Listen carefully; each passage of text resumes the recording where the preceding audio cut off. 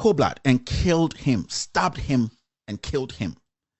When JB Dankwa died, good evening, Kennedy Agyapong, I know you are watching me. Good evening, the president, Nana Dankwa Akufo-Addo. Good evening, people in the Jubilee House. People they have bought laptops for, they have set up offices for to watch this show and come in here and misbehave.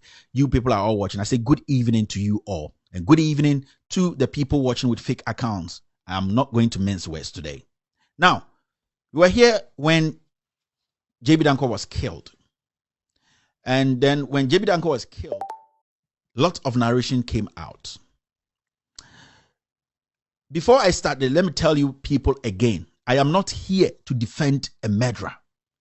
I am not here to defend Sexy Dondon or Daniel Asiedu. Never. He has committed a crime and he has to pay for that crime.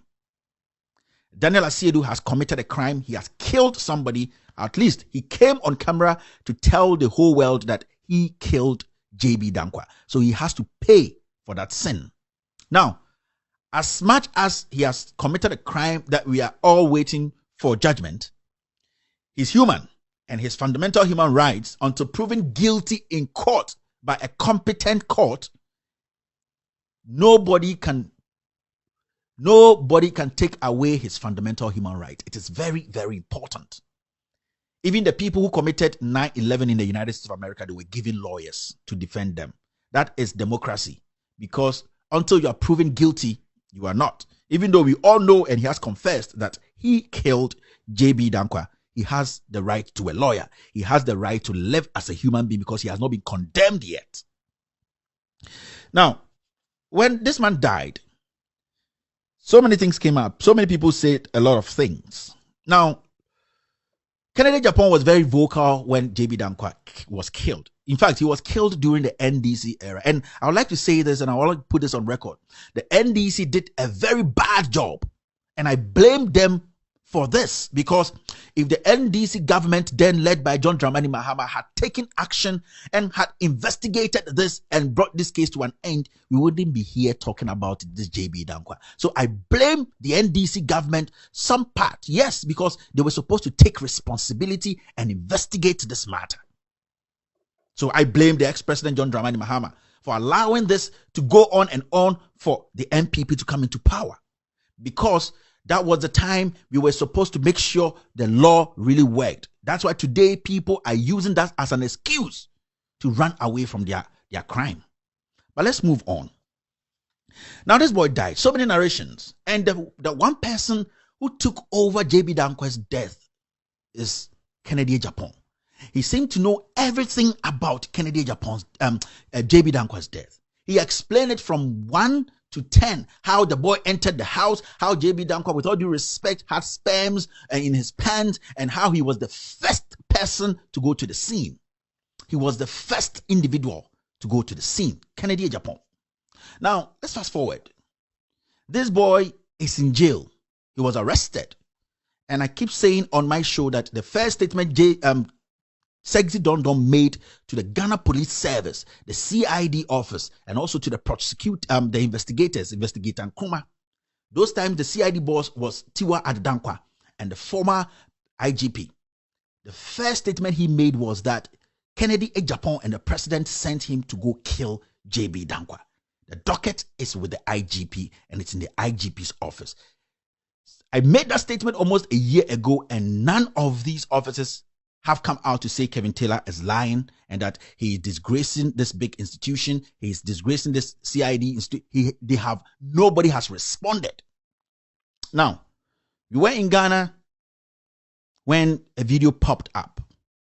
And that video was Sexy Dondon explaining and telling Ghanaians on video. You know, there were a lot of audios out there, people saying it was Sexy Dondon, it wasn't Sexy Dondon, and all that. But at the end of the day, the person who was saying that it wasn't Sexy Dondon confirmed on his own network. I'm talking about Kennedy Agyapong. Confirmed on his own network that he got a call from prison that is Sexy Dondon. This is on record. You can go and look for the video and watch it. I'm not making it up. Now, the question is, after Sexy Dondon made this video, I came out, I showed the video. People insulted me a lot and said it was a lie. It was even Kennedy Agyapong, when he came on his show that day, the video was played. That was the day he was insulting Sibley on the show, that they are stupid, they are bogus, they are stupid people working in radio shows. All that nonsense. Now, after this boy brought the video out and Kennedy Agyapong confirming that it was Sexy Dondon making the video from Nsawam prison, something happened. And I'm going to explain to you, because if we are able to get a video from Nsawam to play to Ghanaians, to record Sexy Dondon in Nsawam, it means that we can also go into Nsawam to see what is happening to Sexy Dondon. It is simple. The way the way on your way up is the same way on your way down.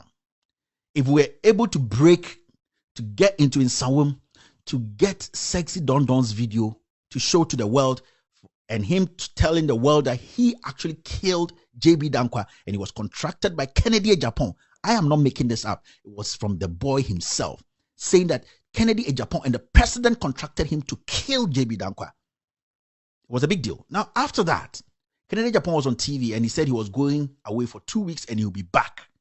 I actually made a video. I sent it to him and I said, hey, come and respond. Why haven't you come out, organize a press conference, or force the IGP, force the CID boss, and force the prisons to come out and say that all that is happening is a lie and Kevin Tailor is actually disgracing Kennedy Agyapong and it is not the truth. The docket he's talking about is a lie. None of these officers came out to say anything. Now, after this guy released that video, what happened was Kennedy Agyapong have access to Nsawam prison. The 2 weeks he was out, this is what he was doing. The current Director General of Prisons, his name is Patrick Darko Misa. You see, I'm doing this episode. If they come out, I'm going to show audios and videos of meetings that has happened. I just don't say things. I have a reason for saying this. And I'm expecting Kennedy Agyapong to come out. I told Kennedy Agyapong that. He says when he sleeps, all that he dreams about is fights and money. With me, when I blink, I don't sleep, I don't dream. When I blink, all that I see is Kennedy Agyapong in jail. Two things. I don't put this all better and before he will see money and fight. Me, when I blink like hey, when I blink, I see Kennedy Agyapong in jail. And I tell you for fact that Kennedy